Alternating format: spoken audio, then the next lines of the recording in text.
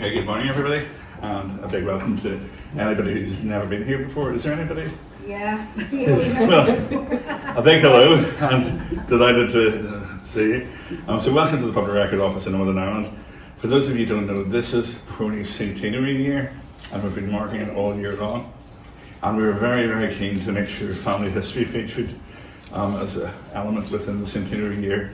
So this week we've doubled up with ABC and with North of Ireland Family History Society to host a range of talks over the course of the week. So every lunch time today, Wednesday, Thursday, and Friday, there will be a family history talk, and they're slightly different to the run-of-the-mill ones, and that's not disrespect to the run-of-the-mill ones, but we've tried to put something in, that's of interest to everybody, like DNA. And the resources that North of Ireland have on their own website. So before I invite George to speak, I just want to say a few housekeeping notes. Could you check your mobile phones, please, and put them on the silent? The PRONI has no parking. All the parking outside is pay and display, so if you haven't paid or displayed, we would encourage you to do so. There's no planned fire evacuation today. In the event that there is, could you exit the building and congregate on the other side of Queen's Road? Had to think about that. At the Arc Apartments, that's our meeting spot. And just a reminder that this is one of many events that PRONI hosts over the course of the year. If you want further details, you can sign up to PRONI's Easy, which is called the PRONI Express, or you can follow us on Facebook, Twitter, X, Instagram, or the details on the PRONI website itself. So it's a pleasure to ask Joe to come and speak to us about ABC. Thank you. Thanks, Steve. Good morning, everybody. I think I've already spoken to a few of you anyhow. My name's Joy Smith, and I'm the chairperson of ABC Family History Association, which I would suspect many of you probably haven't heard of, because we're not Belfast based, but we actually do have members all over the world. So I'm hoping that this little presentation will show you just what membership can mean for you and how it can enrich your family history experience. And I thought I would just do a wee quick sort of summary, whiz through the basics, just so that you get a feel for what we're about. And that's when we were set up, so we're really not very old, and it all really came about because of lockdown. That was really what stimulated this.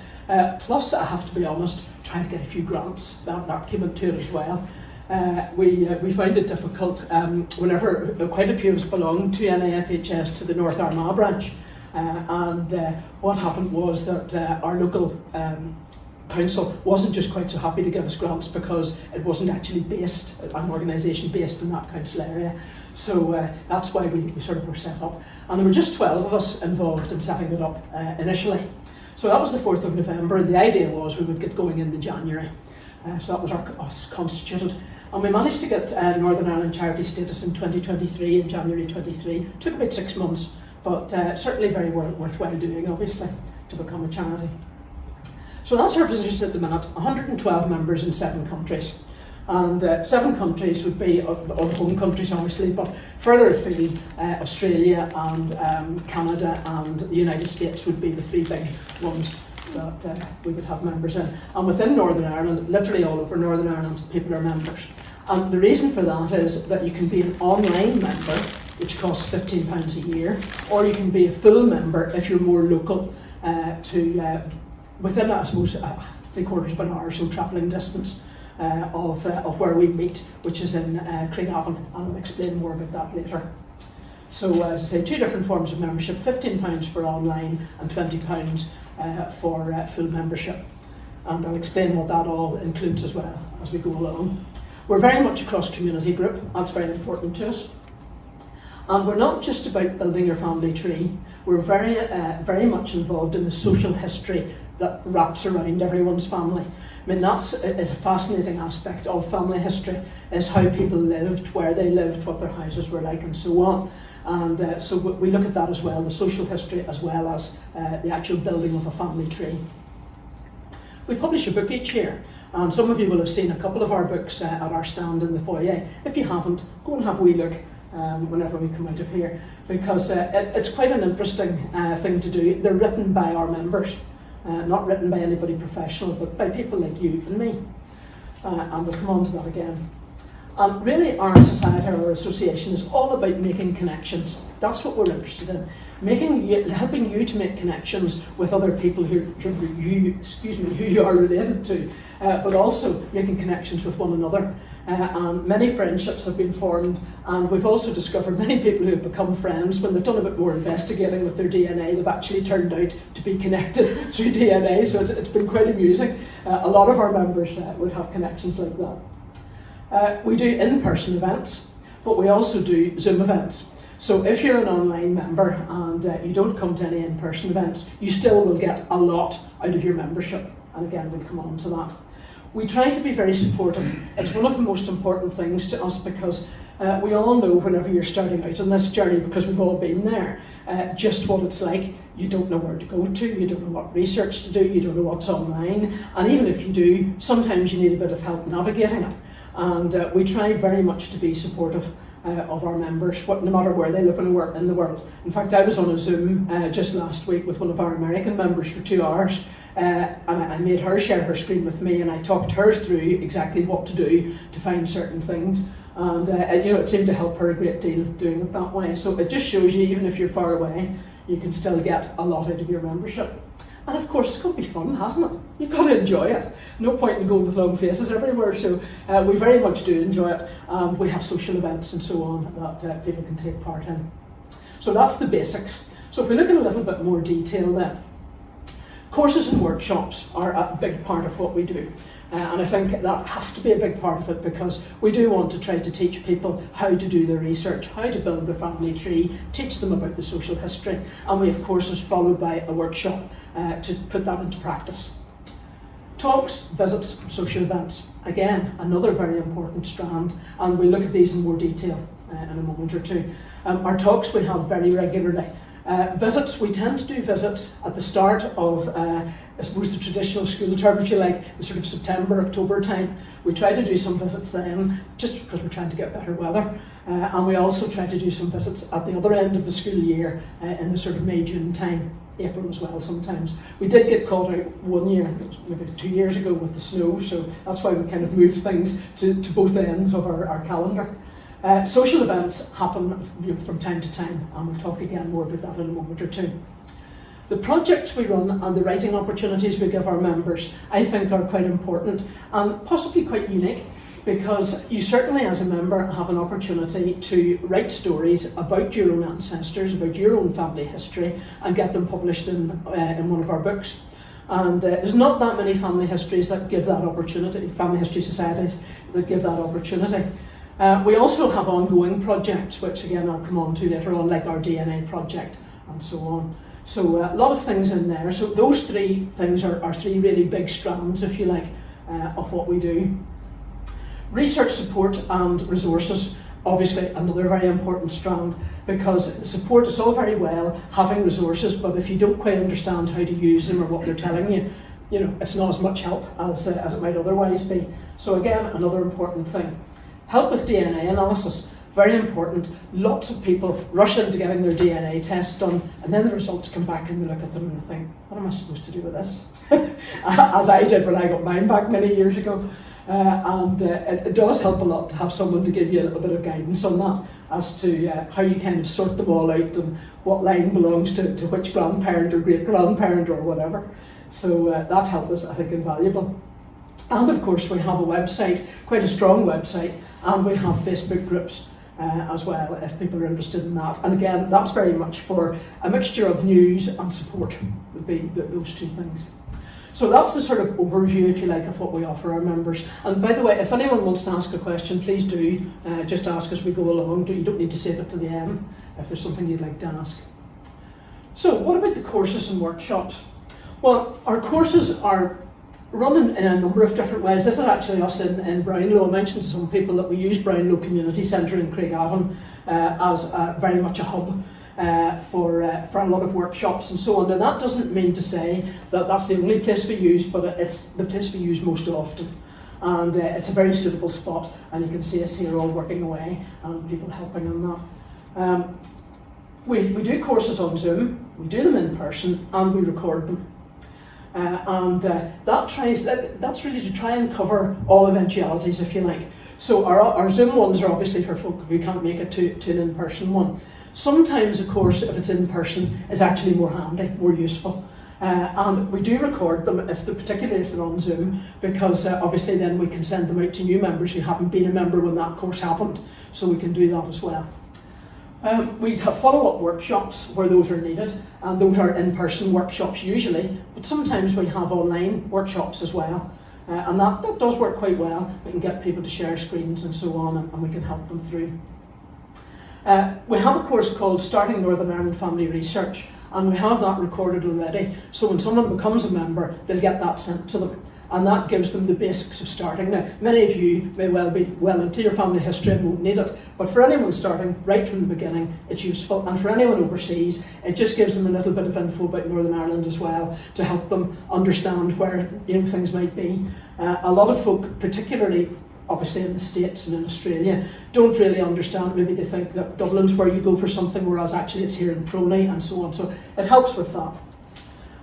These are just a few of the titles of the courses that we have done in the last couple of years.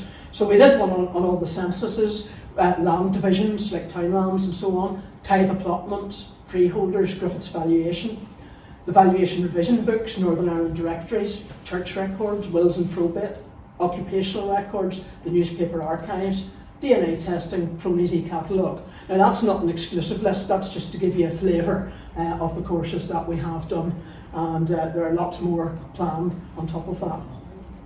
So anyone any questions or queries on the courses or workshops? Yes. In relation to newspaper archives, does your membership cover the subscription cost for that? Oh no, it doesn't, no. No. The newspaper archives are an entirely separate organisation, and you're not actually able to do that, generally speaking. So if you belong to Ancestry and Find My Past, you do get a little bit of that, but I found it better to actually join directly the British Newspaper Archives and the Irish Newspaper Archives. In fact, we have a talk this year coming up on that course on using newspapers to do your family history. Okay, so talks, visits and social events. Up the top right, that's Armagh County Museum. That was one of our behind the scenes visits that we did last year, which was absolutely fascinating. And we were able to delve into so much of the records that they had that are not on public display. So when you can get trips like that, it can be really useful. We have a number of our members also signed up to help at the museum, in the sense of going and actually looking at old documents, doing transcriptions, that kind of thing. So for anyone who's really interested, you can do half a day a week or half a day a month or whatever. So that was quite good. This is one of our social events here. That was at Simpson's at the Bridge in Scarva, and that was our New Year brunch that we had. And our idea there is that we have a brunch around about 10:30, and we have an exhibition of some sort, and members bring their own things to actually exhibit in that exhibition. This year it was wartime memories, because that's our theme for this year. And last year, what did we bring last year? Gosh, I can't remember now. Emigration, and we also are doing really this year artefacts. So anybody who has things at home that they've inherited from their family that they want to bring and display, they can do that. And it's just a private exhibition just for that day for our membership. And it's really interesting when you see the things that people actually have at home.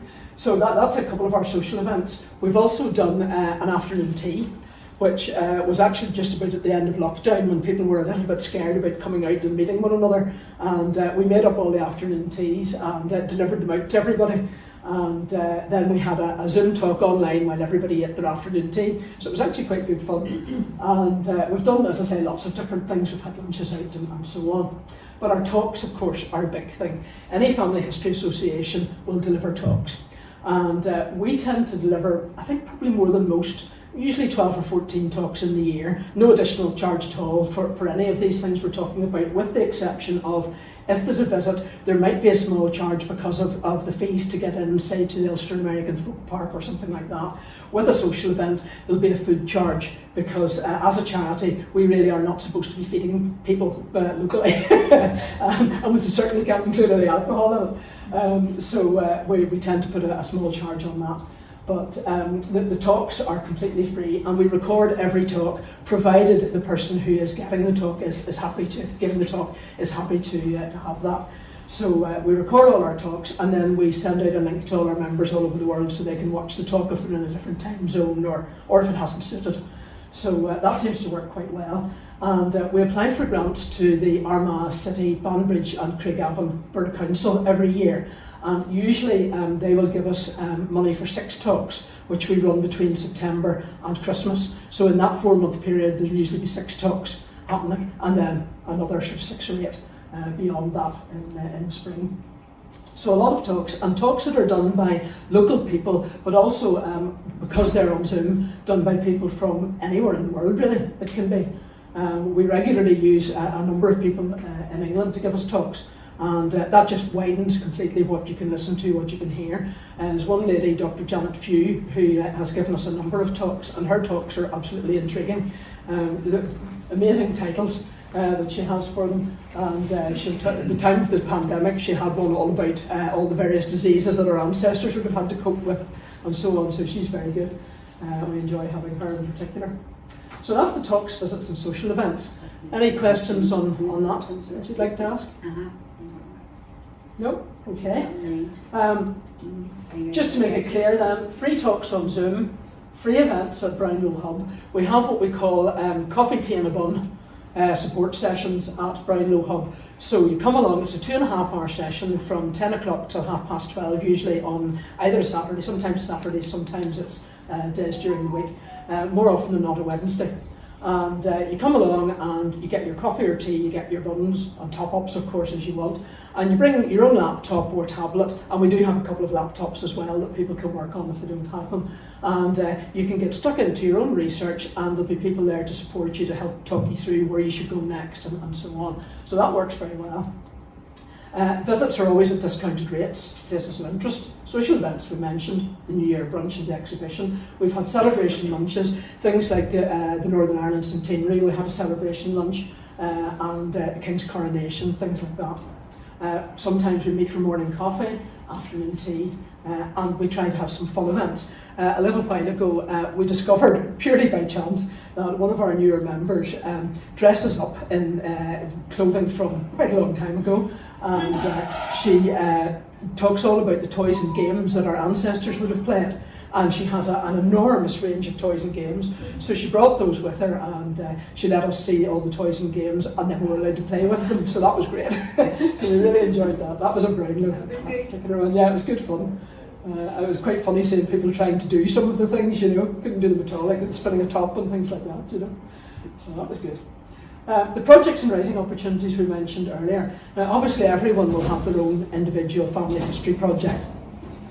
We also have ongoing ABC FHA projects. So we have the DNA one that I mentioned to you earlier. The DNA project started a couple of years ago, and what we did was we encouraged people to start their DNA journey by thinking first of all about the potential consequences of that, because it's a very important thing. I don't know if you know how many people do start that DNA journey and sadly find out things that have either shocked them, upset them, whatever. In other cases, they've been delighted with what they found out, but you need to be prepared for the fact that it might not work out that way.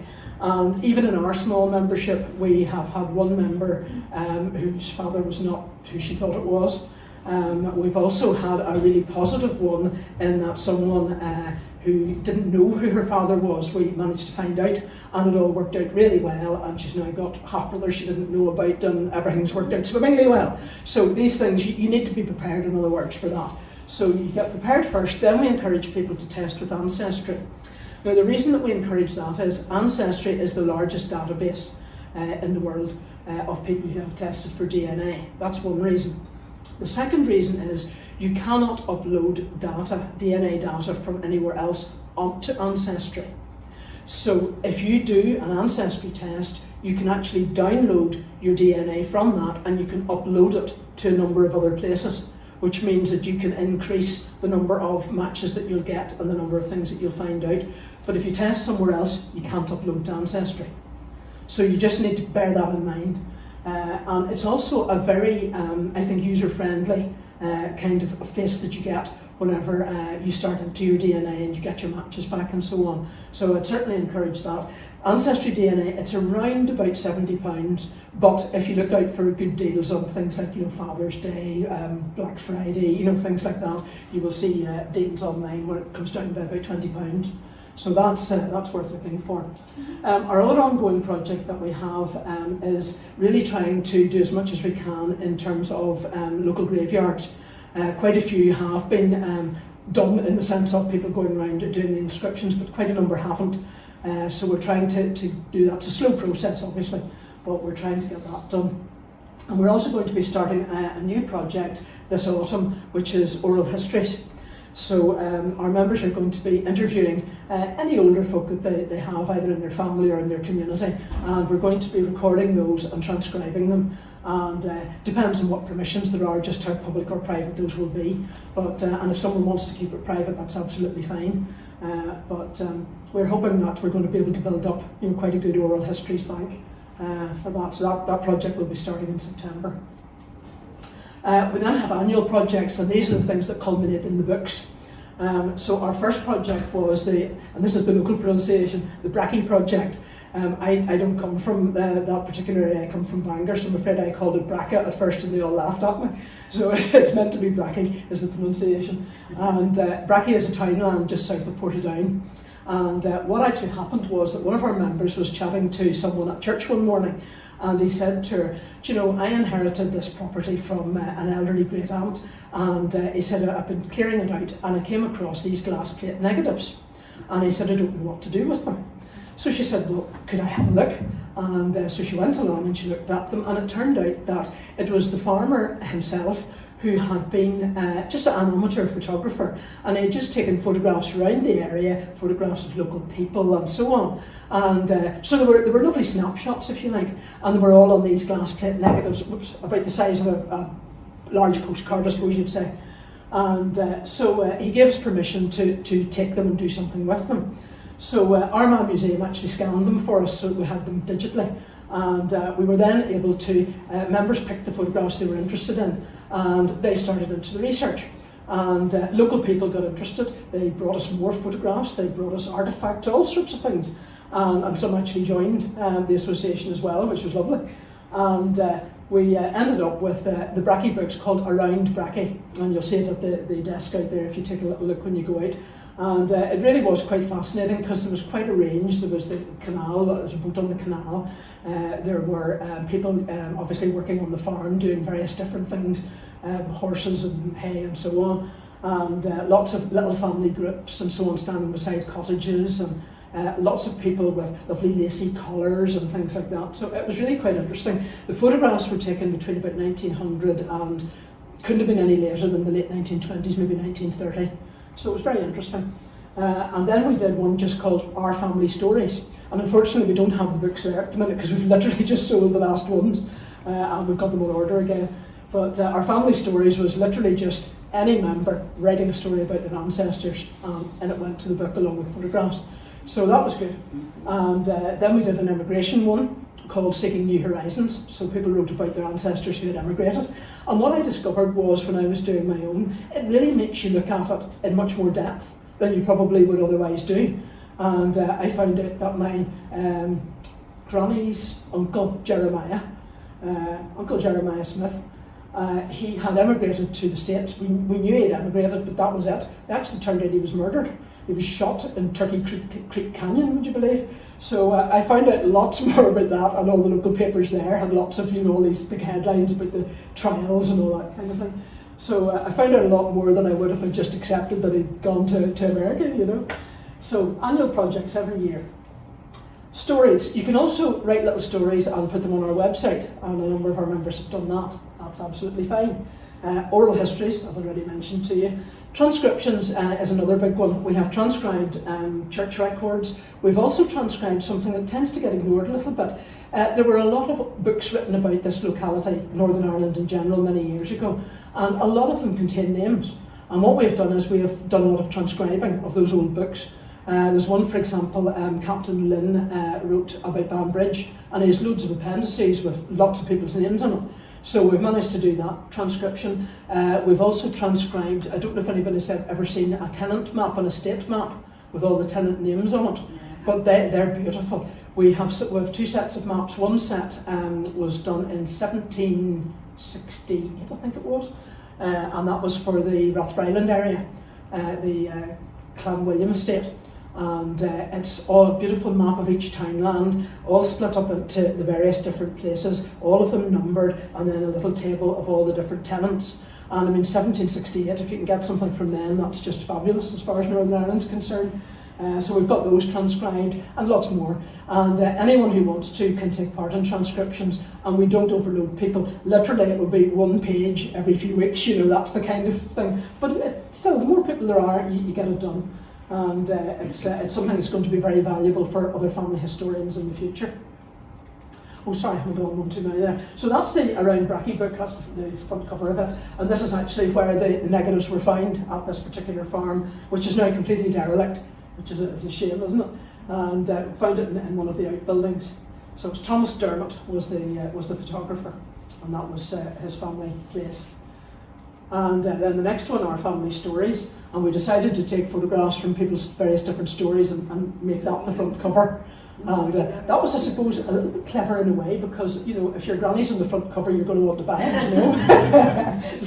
But I just thought it was a nice way of kind of making the point of, you know, all these families and all the stories that there are surrounding them. And then when we did the latest book, Seeking New Horizons, we went for the same kind of idea, although the middle bit has got groups of people rather than just individuals. And that's all the emigration ones. So there you go, that's the books that we have.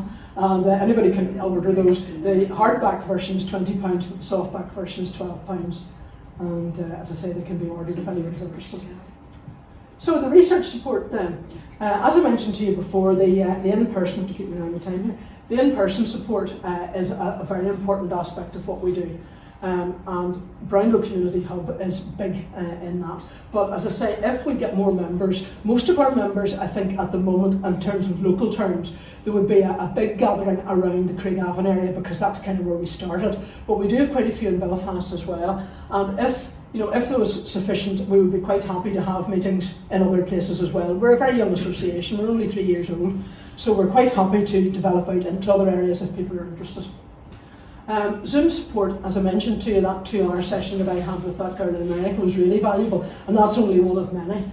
It's usually me who does them, although some of our other committee members do help as well, but I tend to do the majority of them. I think that's because I'm retired now and I think I've got loads of time. Don't know how, but there you go. Email support as well can be very useful, because sometimes if you can just get it all down on paper and say, this is what I know, where do I go from here? You know, and you send that off, and eventually it will find its way to either me or one of the other committee members, and then we'll come back to you with suggestions, sometimes even with things that we've found for you, and tell you where we found them, so that you can then go and look the same. So email support can be extremely useful.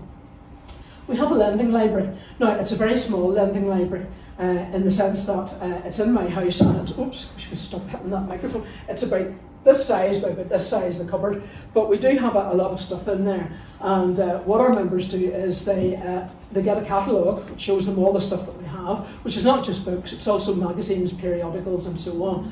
And then they email me and say, when you're coming to the hub next time, would you bring me whatever? Or they call and collect it. Or some of the far away folks will say, could you have a wee look in that book and see if it mentions so-and-so, or mentions such and such a family. We're quite happy to do that kind of thing for folks, so it's useful enough. We haven't bought any of these books have all been donated to us from our members. Our website resources are growing all the time. Again, with us being sort of new, what I did first of all was I did the page of resources with all the links that I could think of. More people have given me links to add into that, and of course our transcriptions, links to those are on there as well. And so the website is certainly increasing in terms of its links, and people are encouraged to tell us if they discover something new, something useful, and we pop that on there. DNA analysis. Well, as I said to you before, our project, we looked at the implications of testing, and we went for ancestry. We help people to analyse the results, and we do quite a lot of courses on that, on the analysis of the ancestry results. But what we also do is we show people how to upload to other sites. So you can upload to Family Tree DNA, which some of you may have tested with before. We can upload to GEDmatch. We can upload to MyHeritage. So you can upload to all of those sites and get new and additional matches. So that can be really useful. So we show people how to do that. How many people know how to use DNA Painter? Anybody? DNA Painter was actually developed by a guy from Belfast called Johnny Pearl. And Johnny is obviously a very bright guy. He developed this whole program. And I don't know if you know about chromosomes. Does that mean anything? Might, to some. What DNA Painter does is it will do a chromosome map. So you can put matches onto your map, and if you know a certain part, it's hard to explain this without showing it, but if you know that this particular chromosome, this area, that I inherited that from my great-grandmother, then you know that's the connection you've got with this particular person that matches at that place, if that makes any sense. Yeah. But we're doing quite a lot on DNA Painter. That's going to be something we're going to focus on again. We already did a lot last year, and we're going to do more this year. But it's actually quite fascinating, and you might think, oh, I could never do that, but actually it's not that difficult. It's just in knowing how to do it. And once you know how, then it's fine. We've had lots of successes, as I've said to you. Many people have had successes with their DNA. Only maybe small successes in just identifying maybe someone who's got a bigger family tree than they have, and they've been able to expand their own tree. But we've had people who have found relatives who have the family Bible. The family Bible that's got all the stuff down in it, and so they've been able to obviously benefit from that. We've had others who have found lots of relatives in Australia, New Zealand and America and Canada and so on, and we've actually had some of them come over. I myself have found a number of cousins that I didn't know existed, and some of them are visiting. We've got one who's coming in June, who's coming over with her husband from Australia to see where the family came from and so on. So lots of successes there. And it's been absolutely fascinating. Facebook, I have mentioned to you, we do have a public Facebook page which is really just for information and to try and encourage people to find us and to join us. We then have a private group, and the reason we've got a private group is that we take the view that if you decide that you're going to join us and you pay a membership fee, then you should have somewhere that's a safe space that other people can't see, that you can discuss things, you can ask other people things, and you can get help, rather than anybody and everybody being able to pile in from, dear knows where, and see what you're asking about and saying. Because some people do like to keep things a bit more private. So that's why we have that. And we also have a private group just for those who are interested in DNA things. And we have a girl in Australia called Lisa Byrne, and Lisa's family are connected to mine somewhere way, way back. And Lisa is a real whiz kid. She actually works with Johnny Pearl on quite a few of the big family history events that are happening. And Lisa is able to help people a lot on that Facebook group. So and individually with DNA and so on. She's absolutely brilliant, really, really helpful. And our website then, that's where the website is, abcfha.com is our website. And it's going in the wrong order here. These are the things that are on our website. So we've got news, details about our books, membership details. You'll find membership forms on there and what you get for your membership and so on. Information about projects, our constitution and our policies are on there. Photo galleries of members' photos. So some members said they would like to be able to display some of their photographs publicly. So your old ancestor photographs. So we've done some photo galleries of those, and also of old buildings and that kind of thing. So those are available on there. And our members only area is password protected. So again, when you join, you do get a significant part of the website that someone who's not a member can't get at. They can't get at the resources, for example, so I'll show you here. The resources and the links are only for members. So you've got the transcriptions, lots of links for research, library list, articles and stories, puzzles and poems, there's a film corner, there are action read ideas, all sorts of things like that. So there are a lot of things on that particular area. And we try to update it roughly monthly. Sometimes it's every 2 months. It just depends on what's happening. The first page when you open it, if I could get on here, I would, but they weren't able to get the link up going to the internet. I was going to actually show you through the website, but when you get onto it, you see there's a lot of things there. So what I was trying to do was show what membership can mean for you and how it can enrich your family history experience. So I hope I've done that. Support is the big thing. In your research and in your DNA journey. Resources, lots of those. Meeting like-minded people. Being able to have a family story published. Being able to do transcriptions to help others. And enjoyment. So that's me. Thank you very much. And if anyone would like to ask any questions, by all means do.